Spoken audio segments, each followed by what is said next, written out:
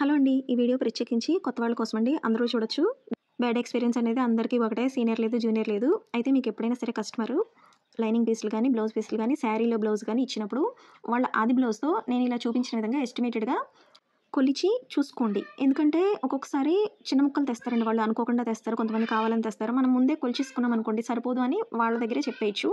లేదు అప్పుడు కుదరకపోతే వాళ్ళెళ్ళిపోయిన తర్వాతైనా ఒక రోజు లేట్‌గా అయినా చెప్తే వాళ్ళు ఎక్స్‌ట్రా ముక్క వేయమనో, డబ్బులిస్తామనో లేదంటే వాళ్ళే తీసుకొస్తారండి.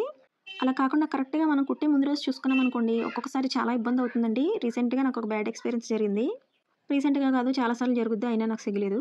అయితే ఏమైందంటే ఒక ముస్లిం ఆంటీ చాలా పూర్ అనమాట. ఆవిడ బట్టలిచ్చినప్పుడే ఆన్ ది స్పాట్ క్యాష్ చేతిలో పెట్టేస్తారండి. మిగతా వాళ్ళకి కుట్టేదానికన్నా చాలా రేట్ తక్కువే తీసుకుంటాను.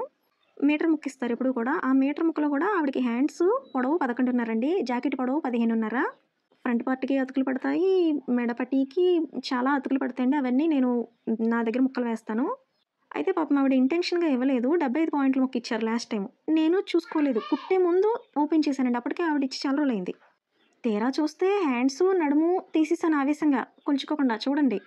నా పేత బ్రెయిన్‌కి కొంచెం కూడా తట్టలేదు. ఇప్పుడు మీకు వీడియోలో చూపిస్తున్నానే అలా మిగిలిందండి. తప్పు నాది కదా! మ్యాచింగ్ వెతికి, వెతికి కొని వేశానండి. ఆవిడ దగ్గర మనీ తీసుకోలేదు. సంచి లాభం చిల్లిదో మరి.